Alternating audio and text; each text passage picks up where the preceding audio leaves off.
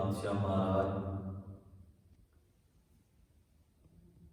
तिन्हां दी पावन पवित्र हजूरी अंदर सच बैठे गुरु प्यारे गुरु सवारे सत्कारियों सत संगी जनों, अकाल पुरख वाहिगुरू जी की अपार बख्शिश कृपा का सदका अमृत वेले के दीवान की हाजरी भर के सतगुरु महाराज जी की पावन बाणी का पाठ बड़े ही प्यार के नाल आप जी श्रवण कर रहे थे। और जिथे सतगुरु महाराज जी की पावन बाणी नूं रल मिल के श्रवण किया है, कुछ समा गुरमत विचारां दे नाल गुरबाणी दी विचार शब्द दी विचार दे नाल जुड़न दा यतन करिए। जितने भी भाई भाईजन गुरुदेव जी के हजूर सज के बैठे हो, गुरु शब्द की विचार आरंभ करने तो पहला सरबत संगत गुरु फतेह नाल सांझ करो। कोई भी रसना गुरु फतेह तो वाझी ना रहे, इको वारी कहते सरबत संगत गज के आखो जी वाहिगुरू जी का खालसा वाहिगुरू जी की फतेह। जो पावन शब्द सतगुरु महाराज जी ने साडे हिरदे की झोली विच पाया है, गरीब नवाज जगत दे तारनहार सतगुरु धन गुरु नानक साहब सच्चे पातशाह महाराज तिन्हां दी रसना दे द्वारा उच्चारण कीते ये पावन वचन तनासरी राग दे अंदर अष्टपदियां दे सिरलेख हेठ गुरु ग्रंथ साहब जी दे पावन अंक 685 ਅਤੇ 86 ਦੇ ਉੱਪਰ ਸੁਭਾਏਮਾਨ ਹਨ। ਸ਼ਬਦ ਨੂੰ ਪੜ੍ਹਦੇ ਸਮੇਂ, ਸ਼ਬਦ ਨੂੰ ਵਿਚਾਰਦੇ ਸਮੇਂ ਜੋ ਸ਼ਬਦ ਦੇ ਵਿੱਚ ਰਹਾਉ ਵਾਲੀਆਂ ਪੰਕਤੀਆਂ ਹਨ, ਉਹਨਾਂ ਨੂੰ ਧਿਆਨ ਵਿੱਚ ਰੱਖਣਾ ਬਹੁਤ ਜ਼ਰੂਰੀ ਹੁੰਦਾ ਹੈ। ਸ਼ਬਦ ਦੀਆਂ ਰਹਾਉ ਵਾਲੀਆਂ ਪੰਕਤੀਆਂ ਵਿੱਚ ਗਰੀਬ ਨਵਾਜ ਪਾਤਸ਼ਾਹ ਮਹਾਰਾਜ ਜੀ ਨੇ ਬਖਸ਼ਿਸ਼ ਕੀਤੀ ਹੈ। क्या बग बपड़ा छपड़ी नहाए, कीचड़ डूबे मैल ना जाए। सतगुरु महाराज ने शब्द दियां रहाउ वालियां पंक्तियां विच बगले दी जिहड़ी एग्जाम्पल दिती, उदाहरण दिती है। क्या बग बपड़ा छपड़ी नहाए, कीचड़ डूबे मैल ना जाए। चिक्कड़ की भरी हुई छपड़ी दे विच नहाउण दे नाल सगवी मल लगती है, दूनी मल लगती है, सगों मल उतरती नहीं है। सौखे शब्दों के विच समझ लेना, चिक्कड़ की भरी हुई छपड़ी दे विच नहाउण दे नाल सगों शरीर नूं मैल होर लगती है, मैल उतरती नहीं है। सियाणे ते समझदार लोग इस गल नूं चंगी तरह जानते हैं कि जदों भी शरीर नूं साफ किया जाता है तो उस वक्त शुद्ध पानी की, साफ पानी की वरतों की जाती है। हर एक मनुख नूं इस गल का पता है कि साफ पानी के नाल ही शरीर की मैल उतरेगी। जे पहलों ही पानी मैला होवेगा तो शरीर की मैल किवें उतरेगी, सगों दूनी मैल लग जाएगी। गरीब नवाज पातशाह महाराज जी ने अज दे पावन बचना दे राही उदाहरण दी है बगले की,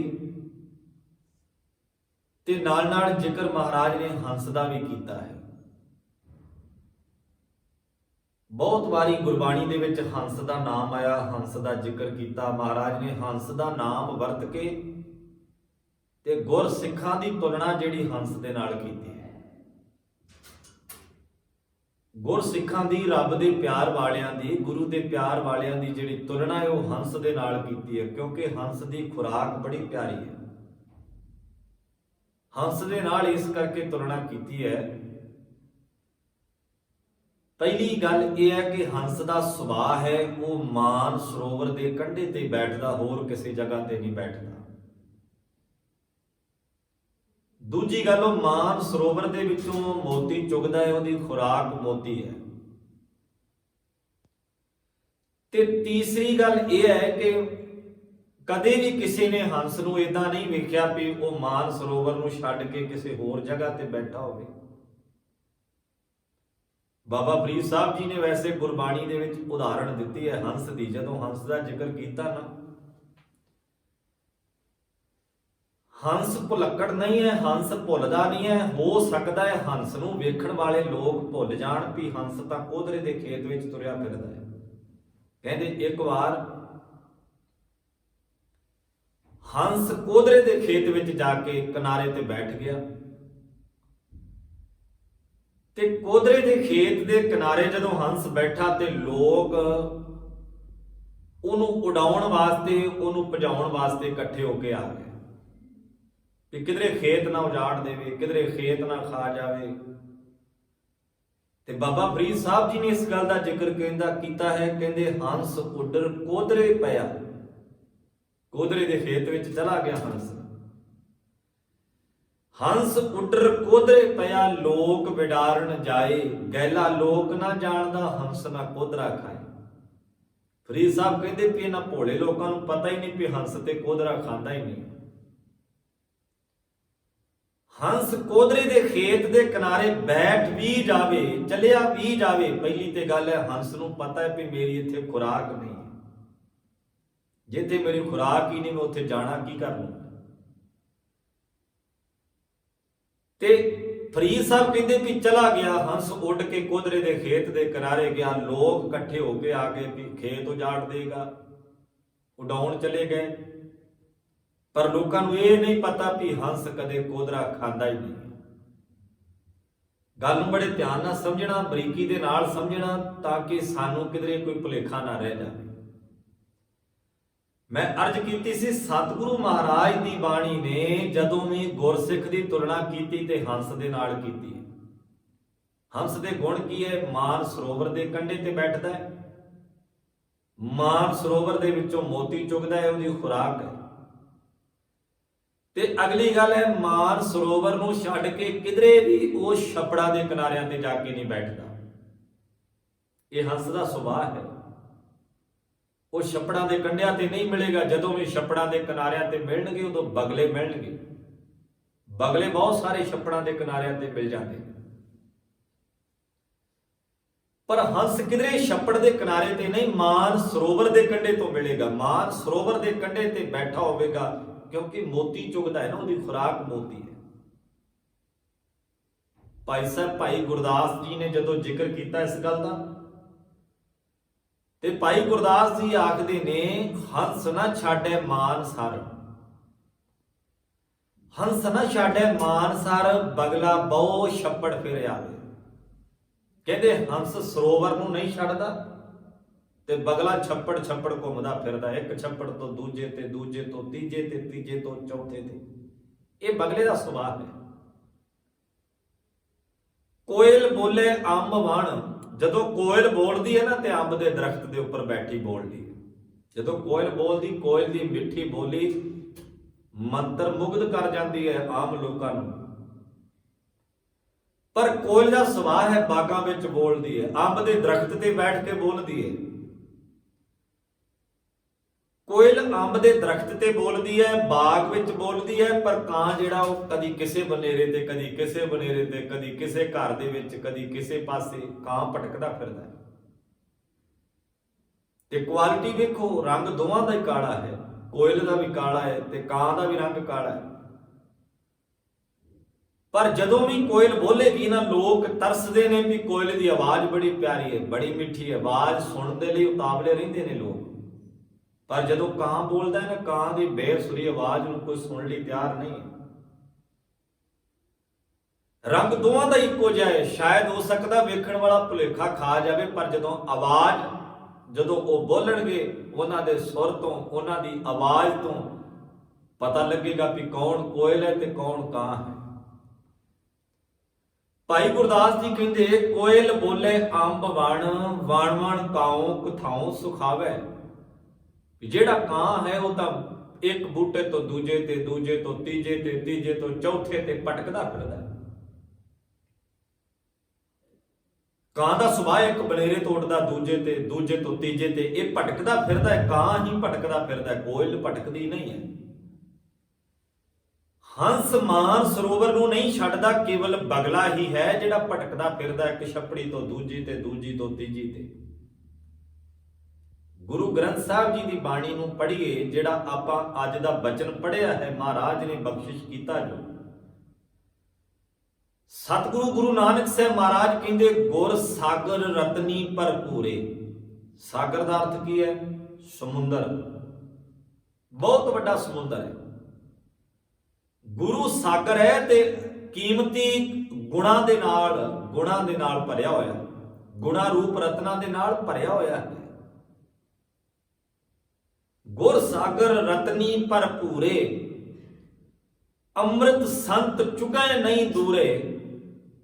ਅੰਮ੍ਰਿਤ ਦਾ ਅਰਥ ਹੁੰਦਾ ਹੈ ਨਾ ਮ੍ਰਿਤੂ ਹੋਣ ਵਾਲੇ, ਜਿਹੜੇ ਸਦੀਵ ਰਹਿਣ ਵਾਲੇ ਨੇ। ਗੁਰਮੁਖ ਜਨ ਜਿਹੜੇ ਆਤਮਿਕ ਤੌਰ ਤੇ ਜਿਉਂਦੇ ਨੇ, ਉਹ ਅੰਮ੍ਰਿਤ ਰੂਪ ਰਤਨਾਂ ਨੂੰ ਚੁਗਦੇ ਨੇ, ਪ੍ਰਾਪਤ ਕਰਦੇ ਨੇ ਤੇ ਨੇੜਤਾ ਬਣਾਉਂਦੇ ਨੇ ਆਪਣੇ ਮਾਲਕ ਦੇ ਨਾਲ। ਅੰਮ੍ਰਿਤ ਸੰਤ ਚੁਗੈ ਨਹੀਂ ਦੂਰੇ, ਉਹ ਦੂਰ ਨਹੀਂ ਜਾਂਦੇ, ਉਹ ਛੱਡ ਕੇ ਨਹੀਂ ਜਾਂਦੇ, ਉਹ ਭਟਕਦੇ ਨਹੀਂ ਹੈ। ਇੱਥੇ ਸੰਤ ਦਾ ਅਰਥ ਹੈ ਗੁਰਮੁਖ ਜਨ, ਜਿਹੜੇ ਸਤ ਸੰਗੀ ਜਨ ਹਨ, ਜਿਹੜੇ ਅੰਦਰੋਂ ਭੁੱਖ ਤੇ ਪਿਆਸ ਰੱਖਦੇ ਨੇ ਗੁਰੂ ਦੇ ਬਚਨਾਂ ਦੀ। ਦਿਖਾਵੇ ਵਾਲਿਆਂ ਦਾ ਨਹੀਂ ਜ਼ਿਕਰ, ਮਾਫ ਕਰਨਾ, ਲਿਬਾਸ ਵਾਲਿਆਂ ਦਾ ਜ਼ਿਕਰ ਨਹੀਂ ਇੱਥੇ ਵੀ ਕੇਵਲ ਜਿਹੜੇ ਲਿਬਾਸ ਪਹਿਨ ਕੇ ਹੀ ਦਾਵਾ ਕਰ ਦੇਣ ਵੀ ਅਸੀਂ ਤਾਂ ਸਤ ਸੰਗੀ ਬਣ ਗਏ, ਉਹਨਾਂ ਦਾ ਜ਼ਿਕਰ ਨਹੀਂ ਹੈ। ਇੱਥੇ ਉਹਨਾਂ ਗੁਰਮੁਖਾਂ ਦਾ ਜ਼ਿਕਰ ਹੈ ਜਿਨ੍ਹਾਂ ਨੇ ਆਪਣਾ ਤਨ ਤੇ ਮਨ ਗੁਰੂ ਦੇ ਅਰਪਣ ਕਰਕੇ, ਗੁਰੂ ਵਾਲੇ ਹੋ ਕੇ ਰਜ਼ਾ ਵਿੱਚ ਰਹਿ ਕੇ ਜੀਵਨ ਜਿਉਣ ਦੀ ਜੁਗਤੀ ਸਿੱਖ ਲਈ। ਉਹਨਾਂ ਨੂੰ ਗੁਰਮੁਖ ਆਖਿਆ। ਤੇ ਸਤਿਗੁਰੂ ਮਹਾਰਾਜ ਨੇ ਜਦੋਂ ਸ਼ਬਦ ਵਰਤਿਆ ਨਾ ਗੁਰੂ ਵਾਸਤੇ, ਕਹਿੰਦੇ ਗੁਰੂ ਰਤਨਾਂ ਦੀ ਖਾਣ ਹੈ। ਗੁਰੂ ਸਮੁੰਦਰ ਹੈ ਬੜਾ ਵੱਡਾ, ਤੇ ਇਹ ਗੁਰੂ ਸਮੁੰਦਰ ਹੈ ਤੇ ਇਹਦੇ ਵਿੱਚ ਗੁਣਾ ਰੂਪ ਰਤਨ ਪਏ ਹੋਏ ਨੇ। ਤੇ ਸਿੱਖ ਜਿਹੜੇ ਨੇ ਗੁਰੂ ਦੇ ਪਿਆਰ ਵਾਲੇ, ਉਹ ਹੰਸ ਬਣ ਕੇ ਇਸ ਸਮੁੰਦਰ ਦੇ ਵਿੱਚੋਂ ਕੀਮਤੀ ਗੁਣ ਮੋਤੀ ਚੁਗਦੇ ਨੇ। ਹੁਣ ਧਿਆਨ ਦਿਓ, ਜਿਹੜਾ ਤਾਂ ਹੰਸ ਹੈ ਉਹ ਤਾਂ ਮਾਨ ਸਰੋਵਰ ਨੂੰ ਛੱਡਦਾ ਹੀ ਨਹੀਂ ਹੈ। ਜੇ ਮਹਾਰਾਜ ਨੇ ਗੁਰੂ ਨੂੰ ਆਖਿਆ ਸਮੁੰਦਰ ਹੈ, ਗੁਰੂ ਨੂੰ ਆਖਿਆ ਸਾਗਰ ਹੈ, ਸਿੱਖ ਨੂੰ ਆਖਿਆ ਤੂੰ ਹੰਸ ਹੈ, ਹੰਸ ਬਣ ਕੇ ਇਸ ਸਮੁੰਦਰ ਦੇ ਕੋਲ ਬੈਠਣਾ ਤੇ ਇਥੋਂ ਤੋਂ ਮੋਤੀ ਚੁਗਣੇ ਨੇ। ਸਤ ਸੰਗਤ ਕੀ ਹੈ? ਇਹ ਸਮੁੰਦਰ ਦਾ ਕਿਨਾਰਾ ਹੈ, ਇਹ ਸਮੁੰਦਰ ਹੈ। ਅਸੀਂ ਇਸ ਸਮੁੰਦਰ ਵਿੱਚ ਆ ਕੇ ਬੈਠਣਾ ਹੈ। ਇਸ ਸਮੁੰਦਰ ਦੇ ਵਿੱਚੋਂ ਕੀਮਤੀ ਮੋਤੀ ਚੁਗਣੇ ਆ, ਗੁਣਾ ਰੂਪ ਮੋਤੀ ਅਸੀਂ ਇਕੱਤਰ ਕਰਨੇ। ਤੇ ਜੇ ਅਸੀਂ ਗੁਣਾ ਰੂਪ ਮੋਤੀ ਇਥੋਂ ਇਕੱਤਰ ਨਹੀਂ ਕਰਦੇ, ਜੇ ਅਸੀਂ ਗੁਰੂ ਸਾਗਰ ਦੇ ਕੋਲ ਨਹੀਂ ਬੈਠਦੇ, ਤੇ ਸਮਝ ਲੈਣਾ ਫਿਰ ਹੰਸ ਵਾਲੀ ਬਿਰਤੀ ਨਹੀਂ ਹੈ, ਮਾਫ ਕਰਨਾ, ਫਿਰ ਤਾਂ ਬਗਲੇ ਵਾਲੀ ਬਿਰਤੀ ਬਣ ਗਈ। ਜਦੋਂ ਗੁਰੂ ਨੂੰ ਛੱਡ ਕੇ ਬੰਦਾ ਕਿਸੇ ਹੋਰ ਪਾਸੇ ਜਾਵੇ ਨਾ, ਸਮਝ ਲੈਣਾ ਹੰਸ ਬਿਰਤੀ ਨਹੀਂ, ਫਿਰ ਬਗਲੇ ਵਾਲੀ ਬਿਰਤੀ ਕੰਮ ਕਰਨ ਲੱਗ ਪਈ। ਤੇ ਬਗਲੇ ਦਾ ਸੁਭਾਅ ਕੀ ਹੁੰਦਾ ਹੈ? ਬਗਲੇ ਦਾ ਸੁਭਾਅ ਹੁੰਦਾ ਹੈ ਅੱਖਾਂ ਬੰਦ ਕਰਕੇ ਰੱਖਣੀਆਂ। ਰੰਗ ਬੜਾ ਸਫੈਦ ਹੈ ਬਗਲੇ ਦਾ, ਬੜਾ ਚਿੱਟਾ ਰੰਗ ਹੈ ਬਗਲੇ ਦਾ। ਵੇਖਣ ਵਾਲੇ ਤਾਂ ਲੋਕ ਕਹਿੰਦੇ ਹੋਣਗੇ ਵੀ ਇਹ ਤਾਂ ਕੋਈ ਭਗਤ ਹੈ, ਇਹ ਤਾਂ ਰੱਬ ਦੀ ਬੰਦਗੀ ਕਰਨ ਵਾਲੀ ਕੋਈ ਰੂਹ ਹੈ, ਇਹ ਤਾਂ ਜਪ ਤਪ ਕਰਨ ਵਾਲਾ ਹੈ, ਇਹ ਤਾਂ ਕੋਈ ਸਿਮਰਨ ਕਰਨ ਵਾਲੀ ਰੂਹ ਹੈ। ਵੇਖਣ ਨੂੰ ਇੰਜ ਲੱਗਦਾ ਬਗਲਾ ਅੱਖਾਂ ਬੰਦ ਕਰਕੇ ਪਾਣੀ ਦੇ ਕਿਨਾਰੇ ਬੈਠਾ ਹੈ, ਛੱਪੜ ਦੇ ਕਿਨਾਰੇ ਬੈਠਾ ਹੈ। ਤੇ ਜਦੋਂ ਵੀ ਉਹਨੂੰ ਸਮਾਂ ਮਿਲਦਾ ਫਿਰ ਉਹ ਆਪਣਾ ਸ਼ਿਕਾਰ ਕਰਦਾ ਹੈ। ਡੱਡੀਆਂ, ਮੱਛੀਆਂ, ਪਾਣੀ ਦੇ ਜੀਵਾਂ ਨੂੰ ਆਪਣਾ ਸ਼ਿਕਾਰ ਬਣਾ ਲੈਂਦਾ। ਤੇ ਮਹਾਰਾਜ ਕਹਿੰਦੇ ਬਗਲਾ ਇਸੇ ਕਰਕੇ ਇੱਕ ਛੱਪੜ ਤੋਂ ਦੂਜੀ ਛੱਪੜੀ ਤੇ ਜਾਂਦਾ ਵੀ ਮੈਂ ਆਪਣੇ ਪੇਟ ਦੀ ਪੂਰਤੀ ਕਰ ਲਵਾਂ। ਆਪਣੇ ਪੇਟ ਦੀ ਪੂਰਤੀ ਵਾਸਤੇ ਕੇਵਲ ਇੱਕ ਤੋਂ ਦੂਜੇ ਥਾਂ, ਦੂਜੇ ਤੋਂ ਤੀਜੇ ਥਾਂ, ਤੀਜੇ ਤੋਂ ਚੌਥੇ ਥਾਂ। ਇਹ ਕੌਣ ਲੋਕ ਨੇ ਜਿਹੜੇ ਅਕਸਰ ਹੀ ਇਹ ਗੱਲਾਂ ਕਹਿੰਦੇ ਸੁਣਦੇ ਆਪਾਂ ਵੀ ਦੇਖੋ ਜੀ ਗੁਰੂ ਘਰ ਜਾਂਦੇ ਰਹੇ ਸੀ, ਕੀ ਪ੍ਰਾਪਤ ਹੋਇਆ ਗੁਰੂ ਘਰ ਤੋਂ? ਛੱਡ ਦਿੱਤਾ ਗੁਰੂ ਘਰ ਨੂੰ ਇਸੇ ਕਰਕੇ। ਹੁਣ ਕਿੱਥੇ ਜਾਂਦੇ ਹੋ ਜੀ? ਹੁਣ ਤਾਂ ਅਸੀਂ ਫਲਾਣੀ ਥਾਂ ਤੇ ਜਾਂਦੇ ਹਾਂ, ਫਲਾਣੇ ਮਹਾਂਪੁਰਖਾਂ ਦੇ ਕੋਲ ਜਾਂਦੇ ਹਾਂ, ਫਲਾਣੇ ਬਾਬਾ ਜੀ ਦੇ ਕੋਲ ਜਾਂਦੇ ਹਾਂ, ਫਲਾਣੀ ਜਗ੍ਹਾ ਤੇ ਜਾਂਦੇ ਆ, ਉੱਥੇ ਅਸੀਂ ਆ ਇੱਕ ਦਿਨ ਬੱਧਾ ਹੋਇਆ ਹੈ, ਕਦੀ ਵੀਰਵਾਰ ਜਾਂਦੇ ਆ, ਕਦੀ ਐਤਵਾਰ ਜਾਂਦੇ ਆ, ਕਦੀ ਸ਼ਨੀਵਾਰ ਜਾਂਦੇ ਆ, ਅਸੀਂ ਦਿਨ ਮੁਕਰਰ ਕਰ ਲਏ ਨੇ। ਅਸੀਂ ਤਾਂ ਨਹੀਂ ਜੀ ਹੁਣ ਇੱਥੇ ਜਾਂਦੇ। ਇਹ ਤਾਂ ਇਉਂ ਹੋਇਆ ਵੀ ਜਿਵੇਂ ਕੋਈ ਵਿਅਕਤੀ ਇੱਕ ਹਸਪੀਟਲ ਵਿੱਚ ਐਡਮਿਟ ਹੋਇਆ ਤੇ ਉਹ ਠੀਕ ਨਹੀਂ ਲੱਗਦਾ, ਉਹਨੂੰ ਵੀ ਮੈਨੂੰ ਰਿਕਵਰੀ ਨਹੀਂ ਹੋ ਰਹੀ, ਤੇ ਉਹ ਹਸਪੀਟਲ ਛੱਡ ਕੇ ਦੂਜੇ ਚਲ ਜਾਂਦਾ, ਉੱਥੋਂ ਵੀ ਇਲਾਜ ਨਾ ਹੋਵੇ ਚੰਗੀ ਤਰ੍ਹਾਂ ਤੇ ਤੀਜੇ ਚਲਿਆ ਜਾਂਦਾ। ਇਹ ਤਾਂ ਠੀਕ ਹੈ ਵੀ ਸਰੀਰ ਦਾ ਇਲਾਜ ਨਹੀਂ ਸੀ ਹੋ ਰਿਹਾ ਤੇ ਤਾਂ ਗਿਆ ਇਹ ਬੰਦਾ, ਵੀ ਡਾਕਟਰ ਵਧੀਆ ਨਹੀਂ ਸੀ ਤਾਂ ਗਿਆ ਹੈ। ਪਰ ਜੇ ਕੋਈ ਗੁਰੂ ਦੇ ਕੋਲ ਆ ਕੇ, ਗੁਰੂ ਗ੍ਰੰਥ ਸਾਹਿਬ ਮਹਾਰਾਜ ਜੀ ਦੇ ਕੋਲ ਆ ਕੇ ਵੀ ਇਉਂ ਕਹਿ ਦੇਵੇ ਵੀ ਗੁਰੂ ਦੇ ਕੋਲੋਂ ਤੇ ਮੈਨੂੰ ਕੁਝ ਪ੍ਰਾਪਤ ਨਹੀਂ ਹੋਇਆ, ਇਹਦਾ ਅਰਥ ਹੈ ਜੋ ਗੁਰੂ ਤੈਨੂੰ ਦੇ ਰਿਹਾ ਸੀ ਉਹ ਤੇਰੇ ਹਿਰਦੇ ਦੇ ਵਿੱਚ ਪਚ ਹੀ ਨਹੀਂ ਸਕਿਆ, ਉਹ ਤੇਰੇ ਕੋਲ ਬਰਤਨ ਹੀ ਨਹੀਂ ਸੀ ਹੈਗਾ ਜੋ ਗੁਰੂ ਨੇ ਦਿੱਤਾ ਪਾਉਣ ਲਈ। ਜਦੋਂ ਅਸੀਂ ਕਿਸੇ ਤੋਂ ਵਸਤੂ ਮੰਗਦੇ ਹਾਂ, ਕੋਈ ਪ੍ਰਾਪਤ ਕਰਦੇ ਹਾਂ, ਉਹਦੇ ਵਾਸਤੇ ਬਰਤਨ ਵੀ ਚਾਹੀਦਾ ਹੈ, ਉਹਦੇ ਵਾਸਤੇ ਸਾਡੇ ਕੋਲ ਉਹ ਚੀਜ਼ ਨੂੰ, ਵਸਤੂ ਨੂੰ ਪਵਾਉਣ ਦੇ ਲਈ ਸਾਧਨ ਵੀ ਚਾਹੀਦਾ ਹੈ ਵੀ ਅਸੀਂ ਉਹਨੂੰ ਲੈ ਕੇ ਕਿਵੇਂ ਜਾਣਾ ਹੈ, ਪ੍ਰਾਪਤ ਕਰਕੇ ਸੰਭਾਲ ਕੇ ਕਿਵੇਂ ਲੈ ਕੇ ਜਾਣਾ ਹੈ। ਪਰ ਜਦੋਂ ਗੁਰੂ ਤੈਨੂੰ ਵਿਚਾਰ ਦਿੰਦਾ ਹੈ ਤੇ ਤੂੰ ਸੋਚਦਾ ਹੈ ਵੀ ਸ਼ਾਇਦ ਇਹ ਮੇਰੇ ਵਾਸਤੇ ਨਹੀਂ ਹੈ, ਕਿਸੇ ਹੋਰ ਵਾਸਤੇ ਹੋਵੇਗੀ, ਤੇ ਬੰਦਾ ਕਹਿੰਦਾ ਮੈਨੂੰ ਗੁਰੂ ਦੇ ਕੋਲੋਂ ਮਿਲਿਆ ਕੁਝ ਨਹੀਂ, ਕਿਉਂਕਿ ਬੰਦੇ ਦਾ ਸੁਭਾਅ ਕੇਵਲ ਦੁਨਿਆਵੀ ਪਦਾਰਥਾਂ ਤੱਕ ਹੈ। ਜਿੰਨੀ ਦੇਰ ਅਸੀਂ ਦੁਨਿਆਵੀ ਵਸਤਾਂ ਦੇ ਨਾਲ ਜੁੜੇ ਨਾ, ਉਨੀ ਦੇਰ ਇਹੋ ਹੀ ਕਹਾਂਗੇ, ਮਾਨ ਸਰੋਵਰ ਦੇ ਕੰਢੇ ਤੇ ਬੈਠਾ ਹੋਇਆ ਹੰਸ ਉਨੀ ਦੇਰ ਇਹੋ ਹੀ ਕਹੇਗਾ ਕਿ ਮੈਨੂੰ ਤੇ ਕੁਝ ਪ੍ਰਾਪਤ ਹੀ ਨਹੀਂ ਹੋਇਆ। ਸਿੱਖ ਨੂੰ ਗੁਰੂ ਨੇ ਹੰਸ ਬਣਾਇਆ ਹੈ ਤੇ ਮਹਾਰਾਜ ਕਹਿੰਦੇ ਗੁਰੂ ਕੀ ਹੈ? ਮਾਨ ਸਰੋਵਰ ਹੈ। ਗੁਰੂ ਕੀ ਹੈ? ਰਤਨਾਂ ਦੀ ਖਾਣ ਹੈ, ਰਤਨਾਂ ਦਾ ਸਮੁੰਦਰ ਹੈ। ਗੁਰੂ ਕਿਹਾ ਸਿੱਖਾ ਜਦੋਂ ਤੂੰ ਸਤ ਸੰਗਤ ਵਿੱਚ ਆਵੇਂ ਤੇ ਇਥੋਂ ਕੀਮਤੀ ਮੋਤੀ, ਗੁਣਾ ਰੂਪ ਮੋਤੀ ਲੈ ਕੇ ਜਾਵੇਂ। ਇਸ ਸਮੁੰਦਰ ਦੇ ਕਿਨਾਰੇ ਤੇ, ਇਸ ਰਤਨਾਂ ਦੀ ਖਾਣ, ਰਤਨਾਂ ਦੇ ਸਾਗਰ ਗੁਰੂ ਦੇ ਕੋਲ ਕੋਈ ਧੀ ਆਵੇ, ਬੱਚੀ ਆਵੇ, ਨੌਜਵਾਨ ਆਵੇ, ਬੱਚਾ ਆਵੇ, ਬਜ਼ੁਰਗ ਆਵੇ, ਮਾਂ ਆਵੇ, ਧੀ ਆਵੇ, ਇਹ ਸਭਨਾਂ ਦੇ ਲਈ ਇੱਕੋ ਜਿਹਾ ਭੋਜਨ, ਇੱਕੋ ਜਿਹੀ ਖੁਰਾਕ ਗੁਰੂ ਰਾਤ ਦਿਨ ਵੰਡਦਾ ਹੈ। ਸਭਨਾਂ ਦੇ ਲਈ ਖੁਰਾਕ ਵੰਡਦਾ ਹੈ, ਬਸ਼ਰਤ ਹੈ ਵੀ ਬੰਦਾ ਹੰਸ ਬਿਰਤੀ ਨਾਲ ਆਉਂਦਾ ਜਾਂ ਨਹੀਂ ਆਉਂਦਾ। ਜੇ ਬੱਚਾ ਇਹ ਮਨਸ਼ਾ ਹੀ ਰੱਖ ਕੇ ਨਹੀਂ ਜਾਂਦਾ ਵੀ ਮੈਂ ਸਕੂਲ ਜਾ ਕੇ ਪੜ੍ਹਨਾ ਹੈ, ਤੇ ਉਹ ਬੱਚਾ ਕਦੇ ਕਾਮਯਾਬ ਨਹੀਂ ਹੁੰਦਾ। ਮਰੀਜ਼ ਇਹ ਮਨਸ਼ਾ ਰੱਖ ਕੇ ਜਾਂਦਾ ਹੀ ਨਹੀਂ ਹੈ ਕਿ ਮੈਂ ਹਸਪੀਟਲ ਜਾ ਕੇ ਠੀਕ ਹੋਣਾ ਹੈ, ਉਹ ਕਦੀ ਠੀਕ ਹੀ ਨਹੀਂ ਹੋ ਸਕਦਾ। ਦੁਨੀਆ ਦਾ ਹਰ ਕਾਰਜ ਜਿਹੜਾ ਉਹ ਮਨਸ਼ਾ ਤੇ ਖੜਾ ਵੀ ਤੁਸੀਂ ਆਪਣੇ ਮਨ ਕਰਕੇ ਤੰਦਰੁਸਤ ਹੋ, ਤਿਆਰ ਹੋ, ਬਿਲਕੁਲ ਰੈਡੀ ਹੋ ਵੀ ਜਿਹੜਾ ਕੰਮ ਮੈਂ ਕਰਨ ਜਾ ਰਿਹਾ ਉਹਦੇ 'ਚ ਮੈਂ ਸਫਲਤਾ ਹਾਸਲ ਕਰਨੀ। ਤੇ ਜੇ ਅਸੀਂ ਮਨ ਕਰਕੇ ਕਮਜ਼ੋਰ ਆ ਵੀ ਦੇਖੋ ਜੀ ਚੱਲੇ ਹਾਂ, ਕੀ ਪਤਾ ਕੁਝ ਮਿਲਣਾ ਕਿ ਨਹੀਂ ਮਿਲਣਾ।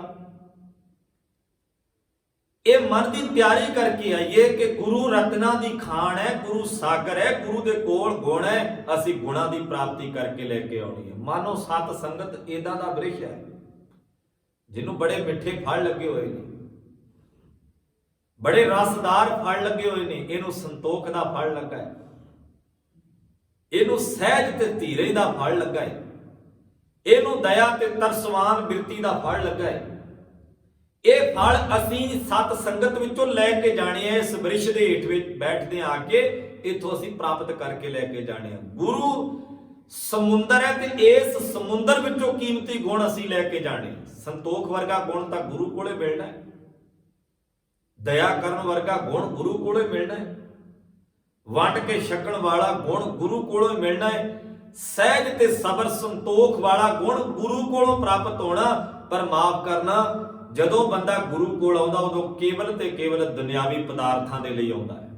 ਜੋ ਕੁਝ ਅਸੀਂ ਮੰਗਿਆ ਨਾ ਉਹ ਕੇਵਲ ਦੁਨਿਆਵੀ ਤਲ ਤੇ ਮੰਗਿਆ ਸੀ, ਦੁਨੀਆਦਾਰੀ ਦਾ ਮੰਗਿਆ। ਜੋ ਕੁਝ ਮੰਗਿਆ, ਜਿੰਨਾ ਕੁਝ ਬੰਦੇ ਨੇ ਆਪ ਕਰਨਾ ਸੀ ਨਾ ਉਹ ਗੁਰੂ ਤੇ ਕਰ ਦਿੱਤਾ, ਸੁੱਟ ਦਿੱਤਾ ਵੀ ਮਹਾਰਾਜ ਆ ਤੁਸੀਂ ਮੇਰਾ ਕਰ ਦਿਓ।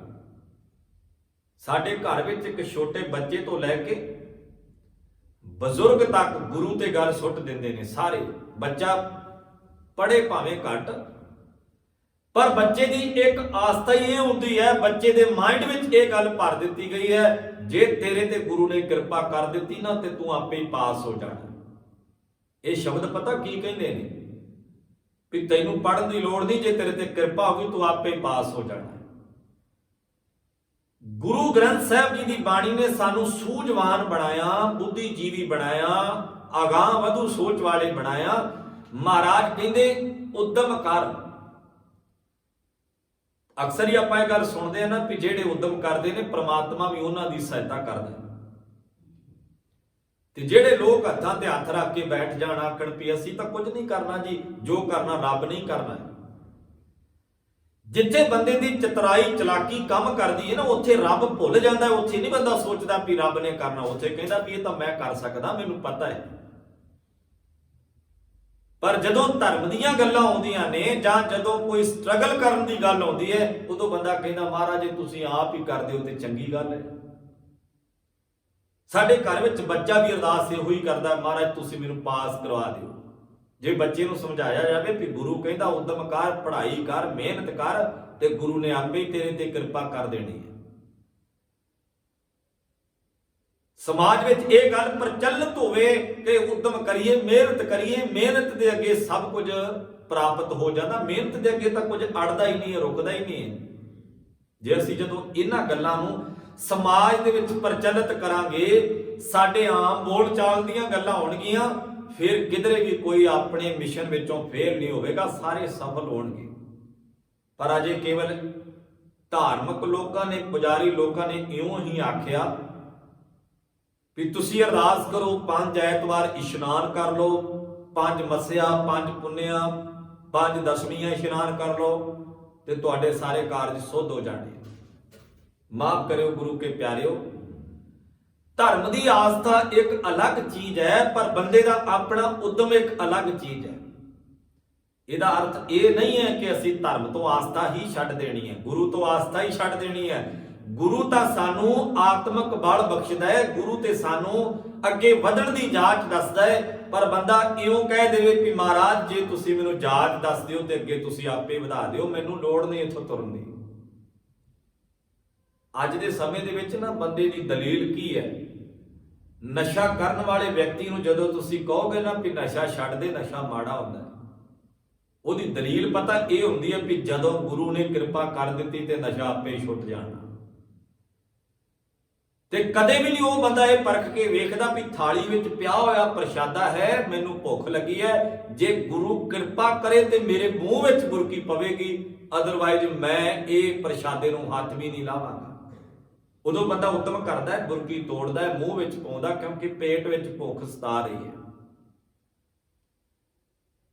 ਬੱਚੇ ਦੀ ਪੜ੍ਹਾਈ ਦੀ ਗੱਲ ਆ ਜਾਵੇ, ਬੱਚੇ ਦੇ ਫਿਊਚਰ ਦੀ ਗੱਲ ਆ ਜਾਵੇ ਤੇ ਬੰਦਾ ਰੁਕਦਾ ਨਹੀਂ, ਉਦੋਂ ਕਹਿੰਦਾ ਵੀ ਫਟਾਫਟ ਆਹ ਕੰਮ ਕਰੋ ਤਾਂ ਕਿ ਬੱਚੇ ਦੇ ਭਵਿੱਖ ਦੀ ਗੱਲ ਹੈ, ਬੱਚੇ ਦੇ ਫਿਊਚਰ ਦੀ ਗੱਲ ਹੈ।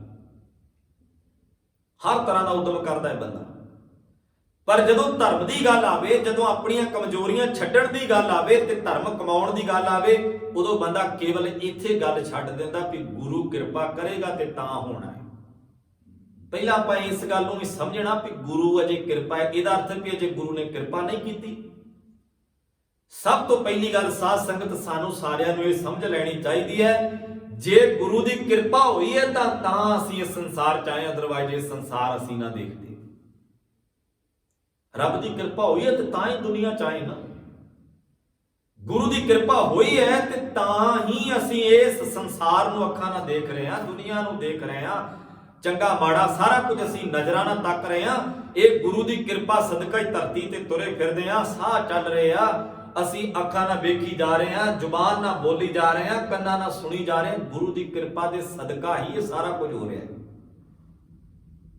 ਪਰ ਜਿੰਨੀ ਦੇਰ ਅਸੀਂ ਗੁਰੂ ਦੀ ਕਿਰਪਾ ਦੇ ਪਾਤਰ ਬਣਦੇ ਹੀ ਨਹੀਂ, ਇਸ ਗੱਲ ਨੂੰ ਸਮਝਦੇ ਨਹੀਂ, ਉਨੀ ਦੇਰ ਕੇਵਲ ਅਸੀਂ ਇਹੋ ਹੀ ਕਹਾਂਗੇ ਕਿ ਅਜੇ ਗੁਰੂ ਦੀ ਕਿਰਪਾ ਨਹੀਂ ਹੋਈ। ਉਨੀ ਦੇਰ ਬਸ ਇਹੋ ਕੁਝ ਹੀ ਆਖਦੇ ਰਹਾਂਗੇ। ਲੋੜ ਸਾਧ ਸੰਗਤ ਸਮਝਣ ਦੀ ਹੈ। ਗਰੀਬ ਨਵਾਜ ਪਾਤਸ਼ਾਹ ਮਹਾਰਾਜ ਕਹਿੰਦੇ ਗੁਰ ਸਾਗਰ ਰਤਨੀ ਭਰਪੂਰੇ।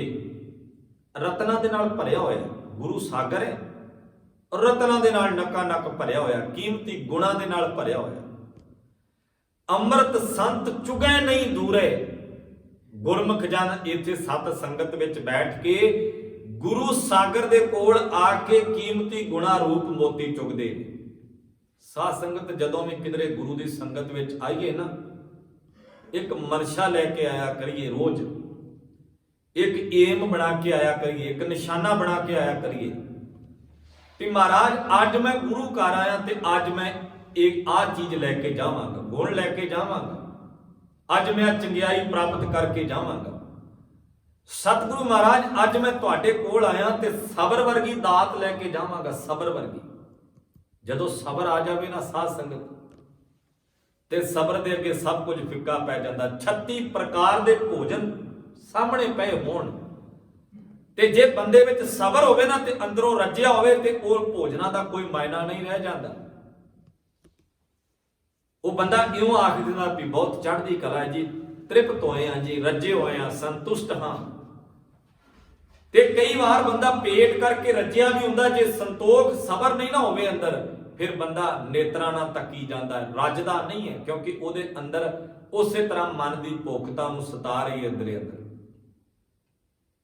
ਜਦ ਗੁਰੂ ਕੋਲ ਆਈਏ ਨਾ ਤੇ ਗੁਰੂ ਕੋਲ ਇੱਕ ਸੰਤੋਖ ਵਰਗਾ, ਸਬਰ ਵਰਗਾ ਗੁਣ ਮੰਗੀਏ ਆ ਕੇ, ਮਹਾਰਾਜ ਸਾਡੇ ਜੀਵਨ ਵਿੱਚ ਸਬਰ ਆ ਜਾਵੇ, ਬਸ ਸਾਨੂੰ ਇਹੋ ਕੁਝ ਚਾਹੀਦਾ, ਹੋਰ ਕੁਝ ਨਹੀਂ ਚਾਹੀਦਾ। ਤੇ ਜਦੋਂ ਸਬਰ ਆ ਗਿਆ ਨਾ ਸਾਧ ਸੰਗਤ, ਉਦੋਂ ਲਾਲਚ ਵੀ ਕੁਝ ਨਹੀਂ ਕੰਮ ਕਰਦੇ। ਸਾਹਿਬਜ਼ਾਦਿਆਂ ਦੇ ਅੰਦਰ ਬੜਾ ਵੱਡਾ ਸਬਰ ਸੀ, ਜਿਨ੍ਹਾਂ ਦੇ ਸਾਹਮਣੇ ਆਖਿਆ ਗਿਆ ਕਿ ਤੁਹਾਨੂੰ ਆਹ ਦਿੱਤਾ ਜਾਵੇਗਾ, ਤੁਹਾਨੂੰ ਆਹ ਦਿੱਤਾ ਜਾਵੇਗਾ। ਇੱਕ ਸਬਰ ਹੀ ਜਿਹੜਾ ਨੀਹਾਂ ਵਿੱਚ ਖੜਨ ਦੇ ਲਈ ਮਜਬੂਰ ਕਰਦਾ ਹੈ। ਨੀਹਾਂ ਵਿੱਚ ਖੜਨਾ ਤਾਂ ਮਨਜ਼ੂਰ ਹੈ, ਪਰ ਤੁਹਾਡੇ ਲਾਲਚਾਂ ਦੇ ਵਿੱਚ ਆ ਕੇ, ਤੁਹਾਡੇ ਡਰਾਵਿਆਂ ਦੇ ਵਿੱਚ ਆ ਕੇ, ਇਹ ਤੁਹਾਡੇ ਵੱਲੋਂ ਜਿਹੜੇ ਦਿੱਤੇ ਜਾ ਰਹੇ ਲਾਲਚ ਹੈ, ਇਹਨਾਂ ਦੇ ਵਿੱਚ ਆ ਕੇ ਅਸੀਂ ਆਪਣੇ ਈਮਾਨ ਨੂੰ ਛੱਡਣ ਵਾਲੇ ਥੋੜੀ ਹਾਂ। ਸਾਡੇ ਅੰਦਰ ਭੁੱਖ ਥੋੜੀ ਹੈ ਕੋਈ। ਤੇ ਅਕਸਰ ਹੀ ਜਿਹੜੇ ਭੁੱਖੇ ਲੋਕ ਹੁੰਦੇ ਨੇ, ਜਿਨ੍ਹਾਂ ਦੇ ਅੰਦਰ ਸਬਰ ਨਹੀਂ ਹੁੰਦਾ, ਉਹ ਤਾਂ ਮੋਹਰਾਂ ਦੀ ਥੈਲੀ ਚੁਰਾ ਕੇ ਵੀ ਇਉਂ ਕਹਿੰਦੇ ਆ ਵੀ ਮੈਂ ਤਾਂ ਕੁਝ ਚੁਰਾਇਆ ਹੀ ਨਹੀਂ, ਮੈਂ ਤਾਂ ਕੁਝ ਪ੍ਰਾਪਤ ਹੀ ਨਹੀਂ ਕੀਤਾ। ਉਹ ਤੇ ਬਹੁਤ ਕੁਝ ਹੁੰਦਿਆਂ ਹੋਇਆਂ ਵੀ ਕਈ ਵਾਰ ਇਹ ਤਾਂ ਹੁੰਦਾ ਵੀ ਉਹ ਰਾਤ ਦਿਨ ਡੋਲਦੇ ਰਹਿੰਦੇ ਨੇ, ਭਟਕਦੇ ਰਹਿੰਦੇ ਨੇ। ਇਹ ਸਬਰ ਦਾ ਬੰਨ ਜਦੋਂ ਟੁੱਟ ਜਾਂਦਾ ਹੈ ਨਾ, ਜਦੋਂ ਸਬਰ ਖਤਮ ਹੋ ਜਾਵੇ, ਉਦੋਂ ਸਮਾਜ ਦਾ ਬੰਦਾ ਨੁਕਸਾਨ ਕਰਦਾ। ਜਦੋਂ ਸਬਰ ਹੋਵੇ ਨਾ, ਉਦੋਂ ਬੰਦਾ ਆਪਣੇ ਅਕਾਲ ਪੁਰਖ ਵਾਹਿਗੁਰੂ ਦਾ ਸ਼ੁਕਰਾਨਾ ਕਰਦਾ ਵੀ ਮਾਲਕਾ ਤੂੰ ਜੋ ਮੈਨੂੰ ਦਿੱਤਾ, ਦੁਨੀਆ ਵਿੱਚ ਹੋਰ ਕਿਸੇ ਨੂੰ ਦਿੱਤਾ ਹੀ ਨਹੀਂ ਇਹਦੇ ਵਰਗਾ।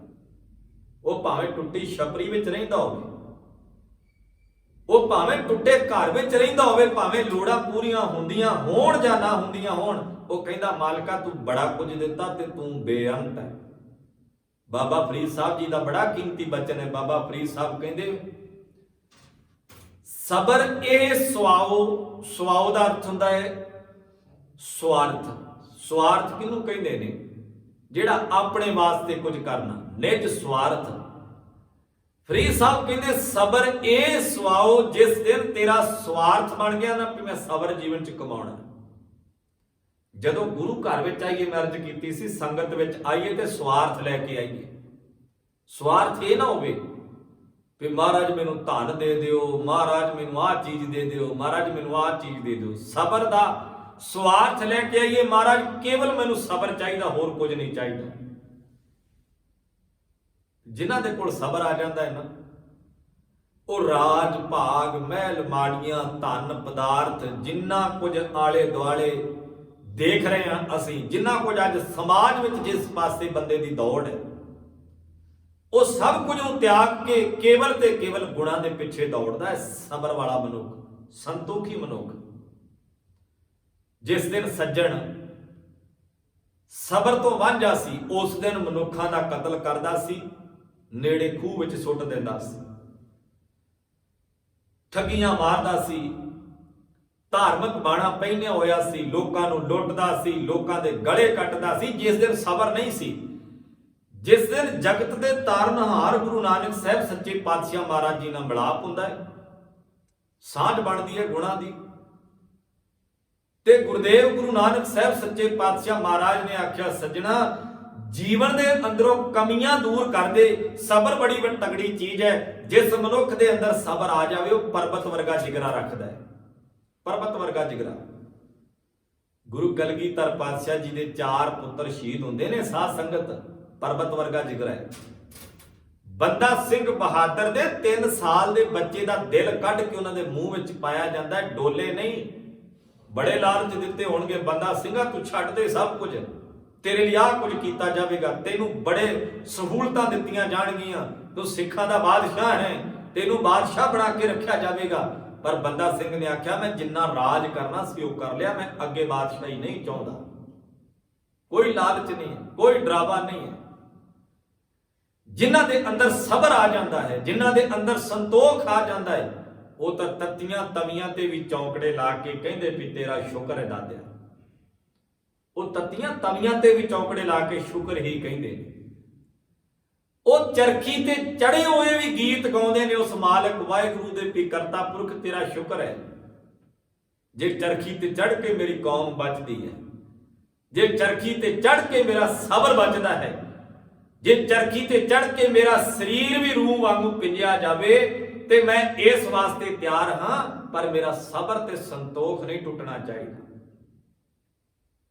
ਕਿਉਂ ਨਾ ਅਸੀਂ ਗੁਰੂ ਕੋਲੋਂ ਆ ਕੇ ਸਬਰ ਮੰਗੀਏ, ਕਿਉਂ ਨਾ ਗੁਰੂ ਦੇ ਕੋਲੋਂ ਇਹ ਸਾਗਰ ਦੇ ਵਿੱਚੋਂ ਇੱਕ ਮੋਤੀ ਚੁੱਕ ਕੇ ਲੈ ਕੇ ਜਾਈਏ, ਸਬਰ ਦਾ ਮੋਤੀ ਚੁੱਕ ਕੇ ਲੈ ਕੇ ਜਾਈਏ ਗੁਰੂ ਸਾਗਰ ਦੇ ਕੋਲ ਵੀ ਮਹਾਰਾਜ ਤੁਸੀਂ ਤਾਂ ਗੁਣਾਂ ਦੇ ਸਾਗਰ ਹੋ, ਸੰਤੋਖ ਵਰਗਾ ਸਬਰ ਵਰਗਾ ਜਿਹੜਾ ਇੱਕ ਗੁਣ ਮੇਰੀ ਝੋਲੀ ਵਿੱਚ ਪਾ ਦਿਓ ਤਾਂ ਕਿ ਮੈਂ ਸੰਤੋਖੀ ਬਣ ਕੇ ਜੀਉ ਸਕਾਂ।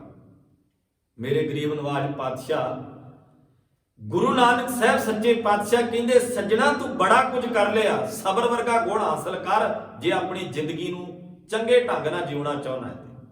ਉਹ ਸੱਜਣ ਜਿਹੜਾ ਸੰਤੋਖ ਤੋਂ ਵਾਂਝਾ ਸੀ ਤੇ ਲੋਕਾਂ ਦਾ ਕਤਲੇਆਮ ਕਰਦਾ ਸੀ, ਹੁਣ ਸੰਤੋਖ ਆ ਗਿਆ, ਸਬਰ ਆ ਗਿਆ ਜੀਵਨ ਦੇ ਵਿੱਚ। ਹੁਣ ਉਹ ਸੱਜਣ ਠੱਗ ਨਹੀਂ ਰਿਹਾ, ਗੁਰੂ ਨਾਨਕ ਦੇ ਘਰ ਦਾ ਪ੍ਰਚਾਰਕ ਬਣ ਗਿਆ, ਸੰਤੋਖੀ ਬਣ ਗਿਆ, ਸਬਰ ਆ ਗਿਆ, ਭਟਕਣਾ ਰੁਕ ਗਈ ਹੈ, ਇੱਧਰ ਉੱਧਰ ਦੀ ਵਾਸ਼ਨਾਵਾਂ ਰੁਕ ਗਈਆਂ ਨੇ। ਜਿੰਨੀ ਦੇਰ ਤੱਕ ਅਸੀਂ ਮਾਨ ਸਰੋਵਰ ਗੁਰੂ ਦੇ ਕੋਲ ਹੰਸ ਬਣ ਕੇ ਨਹੀਂ ਨਾ ਬੈਠਦੇ, ਉਨੀ ਦੇਰ ਤੱਕ ਸਾਡੀਆਂ ਭਟਕਣਾ ਖਤਮ ਨਹੀਂ ਹੋਣੀਆਂ। ਭਾਈ ਗੁਰਦਾਸ ਨੇ ਆਖਿਆ ਨਾ, ਭਾਈ ਗੁਰਦਾਸ ਜੀ ਆਖਦੇ ਬਗਲਾ ਛੱਪੜ ਛੱਪੜ ਤੇ ਫਿਰਦਾ ਪਰ ਹੰਸ ਕਦੇ ਮਾਨ ਸਰੋਵਰ ਨੂੰ ਨਹੀਂ ਛੱਡਦਾ। ਜਿਹੜਾ ਤਾਂ ਗੁਰੂ ਦਾ ਸਿੱਖ ਉਹ ਆਪਣੇ ਗੁਰੂ ਨੂੰ ਨਹੀਂ ਕਦੇ ਵੀ ਛੱਡਦਾ, ਭਾਵੇਂ ਲੱਖ ਮੁਸੀਬਤਾਂ ਜੀਵਨ ਵਿੱਚ ਆ ਜਾਣ, ਲੱਖਾਂ ਮੁਸੀਬਤਾਂ ਆ ਜਾਣ। ਮੈਂ ਸਦਕੇ ਜਾਵਾਂ ਉਹਨਾਂ ਆਪਣੀਆਂ ਮਾਤਾਵਾਂ ਤੋਂ, ਉਹਨਾਂ ਧੀਆਂ ਬੱਚੀਆਂ ਤੋਂ, ਉਹਨਾਂ ਭੈਣਾਂ ਤੋਂ ਜਿਨ੍ਹਾਂ ਦੇ ਸਾਹਮਣੇ ਟੋਟੇ ਟੋਟੇ ਕਰਕੇ ਉਹਨਾਂ ਦੇ ਪਰਿਵਾਰ ਜਿਹੜੇ ਸੀ ਉਹਨਾਂ ਦੇ ਹਾਰ ਬਣਾਏ ਜਾ ਰਹੇ ਸੀ। ਰੱਸੀ ਪਰੋ ਕੇ ਜ਼ਾਲਮ ਹਾਰ ਬਣਾਉਂਦਾ ਇੱਕ ਬੜਾ ਵੱਡਾ। ਇੱਕ ਬੱਚਾ ਮਾਂ ਦੀ ਗੋਦ ਵਿੱਚੋਂ ਚੁੱਕਦਾ ਹੈ ਜ਼ਾਲਮ ਤੇ ਟੁਕੜੇ ਟੁਕੜੇ ਕਰਦਾ ਤੇ ਰੱਸੀ ਦੇ ਵਿੱਚ ਪਰੋ ਕੇ ਤੇ ਮਾਂ ਦੇ ਗਲ ਵਿੱਚ ਹਾਰ ਪਾ ਦਿੰਦਾ। ਮਾਂ ਕਹਿੰਦੀ ਸ਼ੁਕਰ ਦਾਤਿਆ ਤੇਰਾ, ਇਹ ਮੈਂ ਆਪਣੇ ਆਪ ਨੂੰ ਭਾਗਾਂ ਵਾਲੀ ਸਮਝਦੀ ਹਾਂ, ਆਪਣੀ ਕੁੱਖ ਨੂੰ ਸਫਲੀ ਸਮਝਦੀ ਹਾਂ। ਮੈਂ ਸਮਝਦੀ ਹਾਂ ਵੀ ਮੈਂ ਬੜੀ ਭਾਗਾਂ ਵਾਲੀ ਹਾਂ ਕਿਉਂਕਿ ਮੇਰਾ ਸਬਰ ਨਹੀਂ ਟੁੱਟਿਆ, ਮੇਰਾ ਸੰਤੋਖ ਨਹੀਂ ਖਤਮ ਹੋਇਆ। ਇਹਨਾਂ ਦੇ ਲਾਲਚਾਂ ਦੇ ਅੱਗੇ, ਇਹਨਾਂ ਦੇ ਡਰਾਵਿਆਂ ਦੇ ਅੱਗੇ ਮੇਰਾ ਸਬਰ ਨਹੀਂ ਟੁੱਟਿਆ। ਮੈਂ ਭਾਗਾਂ ਵਾਲੀ। ਸਦਕੇ ਜਾਈਏ ਉਹਨਾਂ ਗੁਰਸਿੱਖਾਂ ਤੋਂ ਜਿਨ੍ਹਾਂ ਦੇ ਬੰਦ ਕੱਟੇ ਗਏ, ਜਿਨ੍ਹਾਂ ਨੂੰ ਆਰਿਆਂ ਨਾਲ ਚੀਰਿਆ ਗਿਆ, ਜਿਨ੍ਹਾਂ ਨੂੰ ਚਰਖੀਆਂ ਤੇ ਚਾੜ ਦਿੱਤਾ ਗਿਆ, ਜਿਨ੍ਹਾਂ ਨੂੰ ਹਾਥੀਆਂ ਦੇ ਪਿੱਛੇ ਪਾ ਕੇ ਸਰੀਰ ਤੋੜ ਦਿੱਤੇ ਗਏ, ਜਿਨ੍ਹਾਂ ਦੇ ਉਹਨਾਂ ਗੁਰਸਿੱਖਾਂ ਤੋਂ ਸਦਕੇ ਜਾਈਏ ਜਿਨ੍ਹਾਂ ਨੇ ਸਬਰ ਨੂੰ ਕਾਇਮ ਰੱਖਿਆ। ਅਸੀਂ ਕਿਉਂ ਨਹੀਂ ਗੁਰੂ ਦੇ ਕੋਲ ਆ ਕੇ ਸਬਰ ਮੰਗਦੇ? ਅਸੀਂ ਵੀ ਤਾਂ ਮੰਗੀ, ਅਸੀਂ ਤਾਂ ਨਿੱਕੀ ਨਿੱਕੀ ਗੱਲ ਤੇ ਗੁਰੂ ਕੋਲ ਆ ਕੇ ਲਾਲਚ ਵਿਖਾਉਂਦੇ ਆ। ਮਹਾਰਾਜ ਸਾਡੀ ਮੱਝ ਨਹੀਂ ਮਿਲਦੀ, ਸਾਡੀ ਗਾਂ ਨਹੀਂ ਮਿਲਦੀ, ਸਾਡਾ ਮਹਾਰਾਜ ਘਰ ਵਿੱਚ ਖੂਨ ਦੇ ਛੱਟੇ ਵੱਜ ਗਏ, ਕਿਸੇ ਨੇ ਪੱਥਰ ਮਾਰ ਦਿੱਤਾ, ਕਿਸੇ ਨੇ ਕੁਝ ਕਰ ਦਿੱਤਾ। ਇਹੋ ਜਿਹੀਆਂ ਗੱਲਾਂ ਅਸੀਂ ਭਰਮਾਂ 'ਚ ਪਏ ਹੋਏ ਕਰੀ ਜਾਂਦੇ ਆ। ਸਬਰ ਬੜਾ ਤਗੜੀ ਚੀਜ਼ ਹੈ, ਸਬਰ ਮਿਲਦਾ ਗੁਰੂ ਦੇ ਕੋਲੋਂ। ਫਰੀਦ ਸਾਹਿਬ ਕਹਿੰਦੇ ਸਬਰ ਇਹ ਸੁਆਓ, ਜੇ ਤੇਰਾ ਸਵਾਰਥ ਸਬਰ ਬਣ ਜਾਵੇ, ਜੇ ਤੂੰ ਸਬਰ ਨੂੰ ਹੀ ਸਵਾਰਥ ਬਣਾ ਲਵੇਂ ਵੀ ਮੈਂ ਮੰਗਣਾ ਤੇ ਗੁਰੂ ਦੇ ਕੋਲੋਂ ਕੇਵਲ ਸਬਰ ਮੰਗਣਾ। ਕਹਿੰਦੇ ਵੱਧ ਥੀਵੇਂ ਦਰਿਆਓ, ਦਰਿਆ ਕਦੇ ਥੋੜਦਾ ਨਹੀਂ, ਘਟਦਾ ਨਹੀਂ। ਵੱਧ ਥੀਵੇਂ ਦਰਿਆਓ, ਟੁੱਟ ਨਾ ਥੀਵੇਂ ਵਾਹੜਾ। ਕਹਿੰਦੇ ਦਰਿਆ ਵਾਂਗੂ ਵੱਧਦਾ ਜਾਵੇਂਗਾ, ਵੱਧਦਾ ਜਾਵੇਂਗਾ। ਦਰਿਆਵਾਂ ਦੀਆਂ ਮੰਜ਼ਲਾਂ ਬੜੀਆਂ ਲੰਮੀਆਂ ਨੇ, ਦਰਿਆਵਾਂ ਦੇ ਸਮੁੰਦਰਾਂ ਦੇ ਪਾਣੀਆਂ ਦੀ ਕਦੀ ਤੋਲ ਮਿਣਤੀ ਨਹੀਂ ਕੀਤੀ ਜਾਂਦੀ। ਕਹਿੰਦੇ ਜਦੋਂ ਸਬਰ ਆ ਗਿਆ ਨਾ ਜੀਵਨ ਵਿੱਚ, ਫਿਰ ਦਰਿਆ ਹੋ ਜਾਵੇਗਾ, ਫਿਰ ਦਰਿਆ ਵਾਂਗੂ ਵੱਧਦਾ ਜਾਵੇਗਾ, ਘਟੇਗਾ ਨਹੀਂ। ਤੇ ਘਟਦਾ ਤੂੰ ਇਸ ਕਰਕੇ ਆ ਕਿਉਂਕਿ ਗੁਰੂ ਦੇ ਕੋਲ ਆ ਕੇ ਤੁੱਛ ਚੀਜ਼ਾਂ ਮੰਗਦਾ ਹੈ, ਜਿਹੜੀਆਂ ਚੀਜ਼ਾਂ ਤੂੰ ਆਪ ਸਟਰਗਲ ਕਰਕੇ ਮਿਹਨਤ ਕਰਕੇ ਪ੍ਰਾਪਤ ਕਰ ਲਈਆਂ ਸੀ ਨਾ, ਤੂੰ ਉਹ ਵੀ ਕਹਿਣਾ ਮਹਾਰਾਜ ਮੈਨੂੰ ਆਹ ਦੇ ਦੇ। ਗੱਡੀਆਂ ਮੰਗਦਾ, ਘਰ ਮੰਗਦਾ, ਕੋਠੀਆਂ ਮੰਗਦਾ, ਇਹ ਸਾਰੀਆਂ ਚੀਜ਼ਾਂ ਤੂੰ ਆ ਕੇ ਗੁਰੂ ਦੇ ਕੋਲੋਂ ਮੰਗਦਾ ਹੈ, ਜਿਹੜੀਆਂ ਤੂੰ ਮਿਹਨਤ ਕਰਕੇ ਖੁਦ ਵੀ ਬਣਾਉਣੀਆਂ ਸੀ, ਜਿਹੜੀ ਤੈਨੂੰ ਮੱਤ ਬੁੱਧ ਗੁਰੂ ਨੇ ਦਿੱਤੀ ਵੀ ਐਦਾਂ ਕਰਨਾ, ਤੂੰ ਸਮਾਜ ਵਿੱਚ ਐਦਾਂ ਮਿਹਨਤ ਕਰਨੀ ਹੈ। ਇਹ ਮਿਹਨਤ ਕਰੇਗਾ ਤੇ ਘਰ ਬਣਾ ਸਕਦਾ ਹੈ, ਮਿਹਨਤ ਕਰੇਗਾ ਤੇ ਰਿਸ਼ਤੇ ਨਿਭਾ ਸਕਦਾ ਹੈ, ਮਿਹਨਤ ਕਰੇਗਾ ਤੇ ਚੰਗਾ ਜੀਵਨ ਜੀਉ ਸਕਦਾ ਹੈ। ਇਹ ਤਾਂ ਗੁਰੂ ਇਹੀ ਗੱਲਾਂ ਦੱਸਦਾ ਹੈ। ਪਰ ਅਸੀਂ ਕਹਿੰਦੇ ਆ ਵੀ ਕੋਈ ਇਦਾਂ ਦਾ ਗਾਇਬੀ ਮੰਤਰ ਹੋਵੇ ਜਿਹੜਾ ਗੁਰੂ ਮੰਤਰ ਮਾਰ ਦੇਵੇ ਤੇ ਸਾਡਾ ਘਰ ਜਿਹੜਾ ਮਾਇਆ ਪੈਸਿਆਂ ਦੇ ਨਾਲ ਢੇਰ ਲੱਗ ਜਾਵੇ। ਇਦਾਂ ਦੀਆਂ ਗੱਲਾਂ ਸਾਡੇ ਸੁਭਾਅ ਵਿੱਚ ਰਲ ਚੁੱਕੀਆਂ ਨੇ। ਇਦਾਂ ਦਾ ਗੁਰੂ ਮੰਤਰ ਮਾਰ ਦੇਵੇ ਕਿ ਕਿਸੇ ਨੂੰ ਹਸਪੀਟਲ ਦਵਾਈ ਲੈਣ ਜਾਣ ਦੀ ਲੋੜ ਨਾ ਪਵੇ, ਉਹ ਆਪਣੇ ਆਪ ਹੀ ਠੀਕ ਹੋ ਜਾਵੇ। ਇਦਾਂ ਦਾ ਮੰਤਰ ਗੁਰੂ ਮਾਰ ਦੇਵੇ ਕੰਮ ਕੋਈ ਕਰਨਾ ਹੀ ਨਾ ਪਵੇ, ਮਾਇਆ ਦੇ ਢੇਰ ਲੱਗੇ ਰਹਿਣ। ਗੁਰੂ ਕੇ ਪਿਆਰਿਓ, ਗੁਰੂ ਸਿੱਖ ਨੂੰ ਕਿਰਤੀ ਬਣਾਉਂਦਾ ਹੈ, ਕਿਧਰੇ ਵੇਲੜ ਨਹੀਂ ਬਣਾਉਂਦਾ। ਗੁਰੂ ਭਰਮਾਂ ਵਿੱਚ ਨਹੀਂ ਪਾਉਂਦਾ, ਗੁਰੂ ਭਰਮ ਨਿਵਰਤ ਕਰਦਾ ਹੈ। ਗੁਰੂ ਚਾਨਣ ਦਿੰਦਾ, ਗੁਰੂ ਹਨੇਰੇ ਵੱਲ ਨੂੰ ਨਹੀਂ ਖੜਦਾ।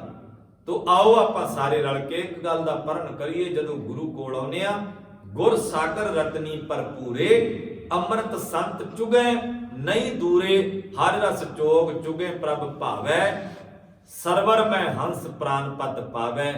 ਹੰਸ ਜਿਹੜਾ ਹੈ ਪ੍ਰਾਣਾਂ ਦੇ ਪਤੀ ਪ੍ਰਮਾਤਮਾ ਵਾਹਿਗੁਰੂ ਨੂੰ ਸੰਗਤ ਵਿੱਚੋਂ ਆ ਕੇ ਪ੍ਰਾਪਤ ਕਰਦਾ। ਸਿੱਖ ਹੰਸ ਜਿਹੜਾ ਹੈ ਉਹ ਪ੍ਰਮਾਤਮਾ ਜਿਹੜਾ ਸਾਡੇ ਪ੍ਰਾਣਾਂ ਦਾ ਪਤੀ ਹੈ, ਪ੍ਰਾਣਾਂ ਦਾ ਮਾਲਕ ਹੈ, ਸਾਹ ਦਾ ਮਾਲਕ ਹੈ, ਜਿੰਦ ਦਾ ਮਾਲਕ ਹੈ, ਉਹਨੂੰ ਪ੍ਰਾਪਤ ਕਰਦਾ ਹੈ ਸੰਗਤ ਵਿੱਚੋਂ ਆ ਕੇ ਗੁਰੂ ਦੇ ਕੋਲੋਂ। ਗੁਰੂ ਰਹਿਮਤ ਕਰੇ ਜਿੱਥੇ ਅਸੀਂ ਗੁਰੂ ਕੀ ਸੰਗਤ ਵਿੱਚ ਬੈਠਦੇ ਹਾਂ, ਯਤਨ ਕਰਿਆ ਕਰੀਏ ਹਰ ਆਏ ਦਿਨ ਹਰ ਰੋਜ਼ ਇੱਕ ਚੰਗਿਆਈ ਜਿਹੜੀ ਆਪਣੇ ਪੱਲੇ ਵਿੱਚ ਘੁੱਟ ਕੇ ਬੰਨ ਕੇ ਲੈ ਕੇ ਜਾਇਆ ਕਰੀਏ। ਜਿਹੜਾ ਪ੍ਰਸ਼ਾਦ ਗੁਰੂ ਘਰ ਚੋਂ ਪ੍ਰਾਪਤ ਕਰਦੇ ਆ ਨਾ, ਉਹਨੂੰ ਬੜੇ ਸੁੰਦਰ ਤਰੀਕੇ ਨਾਲ ਢੱਕ ਕੇ ਲੈ ਕੇ ਜਾਂਦੇ ਆ ਘਰ ਤੱਕ, ਵੰਡਦੇ ਆ ਪਰਿਵਾਰ ਦੇ ਵਿੱਚ ਜਾ ਕੇ, ਤਾਂ ਕਿ ਪਤਾ ਲੱਗੇ ਇਹ ਪਰਿਵਾਰ ਦਾ ਮੈਂਬਰ ਗੁਰੂ ਘਰ ਵਿੱਚੋਂ ਆਇਆ। ਜਿੱਥੇ ਪ੍ਰਸ਼ਾਦ ਲੈ ਕੇ ਜਾਂਦੇ ਆ ਉੱਥੇ ਪ੍ਰਸਾਦ ਵੀ ਲੈ ਕੇ ਜਾਇਆ ਕਰੀਏ। ਪ੍ਰਸਾਦ ਦਾ ਅਰਥ ਹੁੰਦਾ ਗੁਰੂ ਦੀ ਕਿਰਪਾ, ਗੁਰੂ ਦਾ ਗੁਣ, ਗੁਰੂ ਦਾ ਗਿਆਨ, ਗੁਰੂ ਦੀ ਵਿਚਾਰ ਇਥੋਂ ਇਕੱਤਰ ਕਰਕੇ ਲੈ ਕੇ ਜਾ ਕੇ ਘਰ ਪਰਿਵਾਰ ਵਿੱਚ ਸਮਾਜ ਵਿੱਚ ਅੱਗੇ ਤੋਂ ਅੱਗੇ ਆਪਾਂ ਉਹਨੂੰ ਵੰਡਣਾ ਹੈ। ਗੁਰੂ ਰਹਿਮਤ ਕਰੇ ਆਪ ਸਭਨਾਂ ਨੂੰ ਸਤਿਗੁਰੂ ਪਾਤਸ਼ਾਹ ਗੁਰਸਿੱਖੀ ਦੀ ਦਾਤ ਬਖਸ਼ਿਸ਼ ਕਰਨ। ਸਭ ਦਾ ਧੰਨਵਾਦ। ਭੁੱਲ ਚੁੱਕ ਦੀ ਖਿਮਾ ਬਖਸ਼ਣੀ ਫਤਿਹ ਬੁਲਾਓ ਜੀ। ਵਾਹਿਗੁਰੂ ਜੀ ਕਾ ਖਾਲਸਾ, ਵਾਹਿਗੁਰੂ ਜੀ ਕੀ ਫਤਿਹ।